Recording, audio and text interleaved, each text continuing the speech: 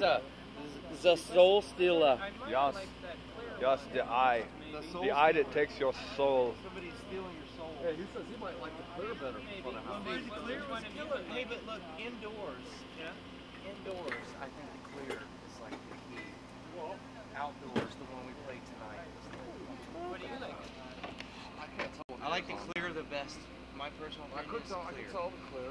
I'm not a drummer. I'm a drum setter upper. And I like the clear. It's a fish. You getting paid for it? You're good.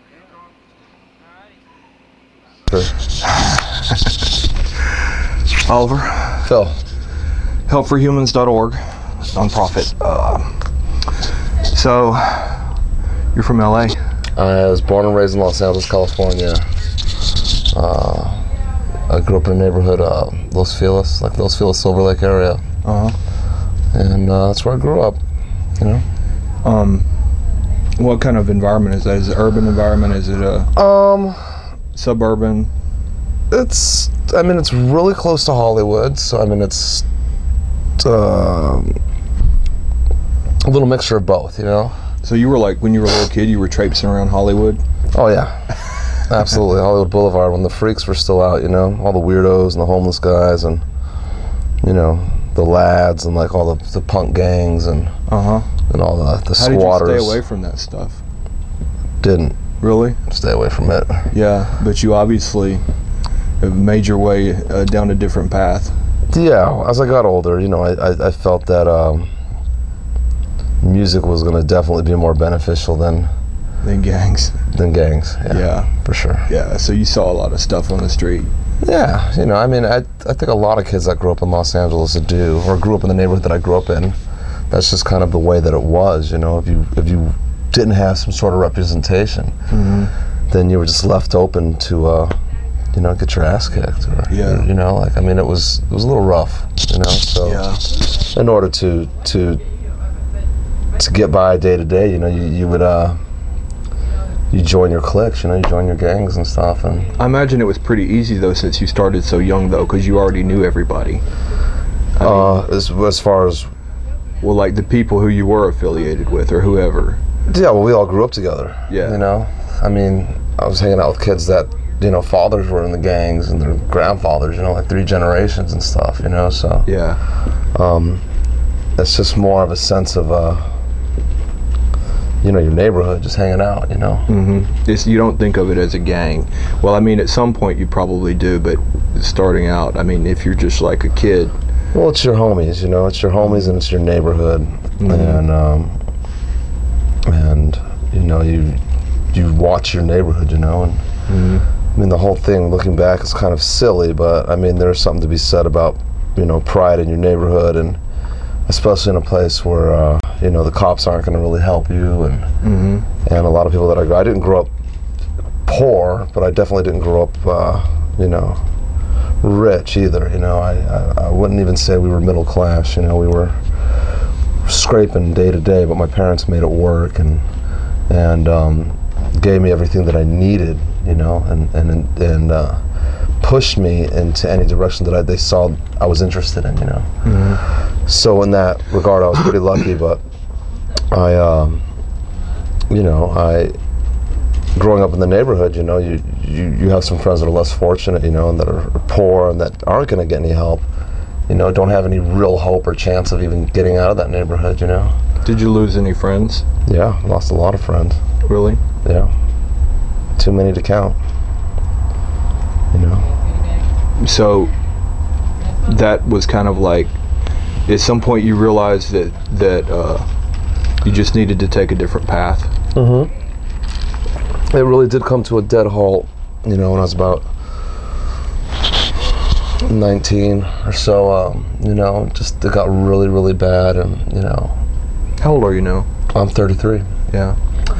But you know, it just turned into a total gang war, and you know, we were hanging out.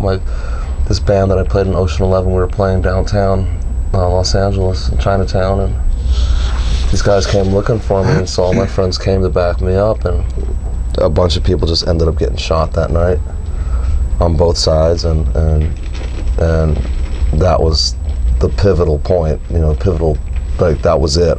How did it make you feel? Scared that if I didn't, I mean, I was already playing music and I loved music, but I also loved hanging with my friends. And it's like family, right? it is family. It's total family. Like, I mean, that's it. Those are your boys, you know. Well, I mean, realistically, if like, it's almost like being in the military, I would think, because if you look at somebody, you think, well, he'd kill somebody for me.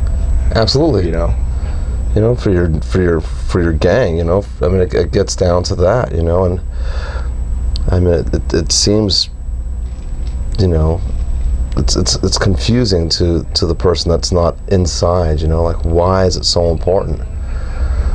But we're just talking about the basic, you know, fundamental instinct of a clan, you know, sticking together and overcoming odds together as opposed to individually, you know. Especially in an economically depressed environment.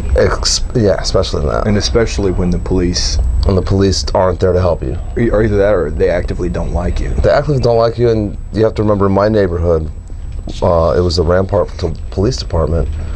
I mean, a lot of those guys were from gangs growing up and had joined the police department. And I mean, they made training day about it. You know, the real officers, a lot of these guys were like killing gangsters and burying their bodies in Mexico and stuff. And really, and a lot of them went to jail. They busted up the whole gang unit. You know. I remember that there was a big corruption scandal. Huge scandal, like all through the LA Police Department. Yeah, and I mean, that was the neighborhood I grew up in. You know, and. That's what you were dealing with, you know, and you can't trust the police to save you if your life is in danger. You know, they end up actually being the danger sometimes, you know. I mean, not anymore, but for a while. Yeah. Were your parents together the whole time you were a kid? Yeah. Yeah. Your father, his name was Chili Charles. Well, his name was Daryl Francis Charles, or Francis Daryl Charles, depending, you know, you can look at his birth certificate, but his name was Daryl Charles. But since he was a little kid, he was named Chili. He was nicknamed Chili from like basically almost birth. And so, you know, Chili Charles, he was a drummer. Who did he drum with? He played with a lot of people, actually. He played with one of the guys that we played with here today. With Steve Winwood, you know, he jammed with him back in the 70s and stuff, and he played with Hugh Masekela, the Crusaders, Muddy Waters, Taj Mahal. Really, Muddy Waters? Yeah. That's crazy. Jimmy Witherspoon. I love Muddy Waters. Muddy, yeah. Taj Mahal, you know, he played with Joe Higgs. He was Joe Higgs' drummer, and Joe Higgs was the godfather of reggae. He's one of the guys who invented it, and was the guy who taught Bob Marley and Peter Tosh and Bunny. Like, he put them together. You know, he had a school for young teenagers that wanted to sing, and those three were in his school. You know, like he nurtured them. You know, he put that unit together. You know, he knows that there would have been a Wailers if it wasn't for Joe Higgs. You know, you know. So he played for him. You know, and that's how I grew up listening to all that stuff. You know, you're multi-ethnic. Yeah. Your father was black, mother was white. Yeah. I mean, to be more, you know, I wouldn't say accurate, but to be more, look, my father was from Trinidad and Tobago, but basically his lineage is from Nigeria, Africa, West Africa. My mother is half Italian, half Swedish. Wow. And her father was from Sweden, her grandmother was from New York, but her mother was from Naples, and her parents were from Naples in Italy.